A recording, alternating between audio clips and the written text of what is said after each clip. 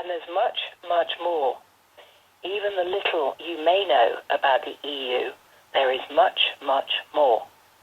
But I just want to start by saying, in this month of June, we are living in an extraordinary season. Let me just put a little bit of a forward into what I'm going to say to you. We're now on the 8th of June, 2016. On the 6th of June, 1967, after 6 days of war, the Israelis took back the eastern part of Jerusalem from the Jordanians, who had taken it during the 1948 War of Independence after the end of the British Mandate. You may not understand what the British Mandate was all about, but let me tell you briefly, it was the undertaking given to Britain to give the Jews a homeland in Palestine, as it was then, to become Israel. But even though on the 6th of June 1967, the Israelis took back the eastern part of Jerusalem, the nations still resist acknowledging Jerusalem as the capital city of Israel and locate their embassies in Tel Aviv.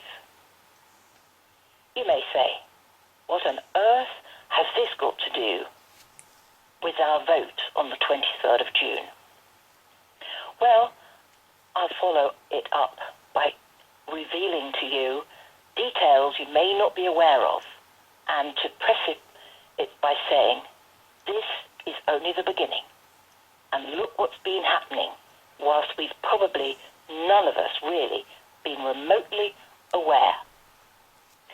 Britain's relationship with what is now called the EU began in 1961, and they applied to join the EEC, but France vetoed their application. Interesting. After a change in French presidency in 1967, remember the year the Israelis took back the eastern part of Jerusalem, Britain applied again, resulting in her decision to cut ties with the Commonwealth and join the EEC in 1973. That happened, and in 1975 there was a referendum for us to continue in the EEC. In 1986, the Single European Act was signed. In 1993, the Single Market was completed with the 4 freedoms here clearly. Freedom for the movement of goods, of services, of people, and money. There followed much greater taking of power and authority over member nations. No longer was it just trading, but now Europe has a parliament, a European Council, a Council of Europe, they're 2 different bodies, a European Commission, the Court of Justice of the EU. That's not the same as the European Court of Human Rights, established by the Council of Europe, which is not technically part of the EU. Are you confused yet? Then there's the European Court of Auditors, the European Central Bank, and of course the EU's own currency, the euro. Thankfully, we're not part of that, but all the others relate to us. Further powers have been extended in areas of legislation on immigration. Does that ring any bell? Adopting of civil and criminal laws, foreign and security policy, with the election of a President of Europe, a Foreign Minister for Europe.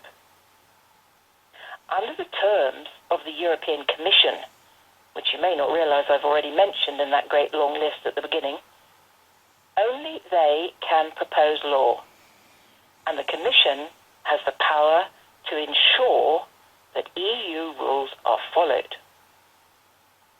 Hear that? Commission, not us. Commission also takes responsibility for trade and competition issues that affects business.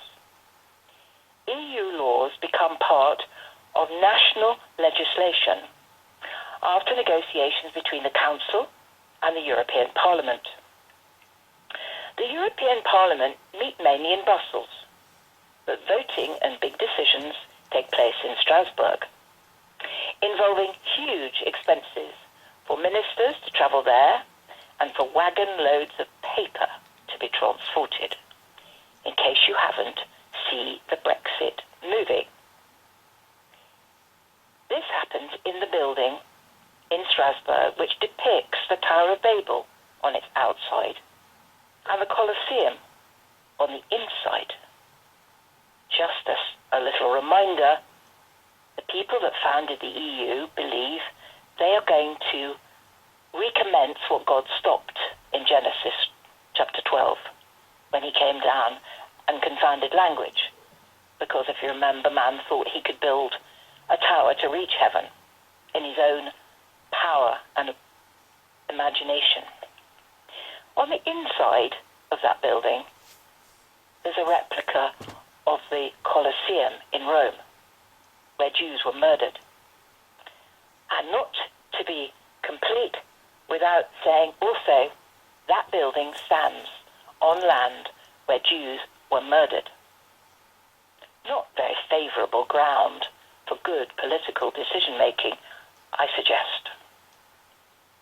And there is much, much more to explain of the other branches of this, what I would call an amoebic type conglomerate. Within days of our referendum vote at another EU meeting, there will be the long proposed, though secretly held intention to form a European police force. Yet another far-reaching decision, which will not come near us as citizens for consent, but be an automated act of the power being exercised over which we have no say whatsoever, except on the 23rd of June.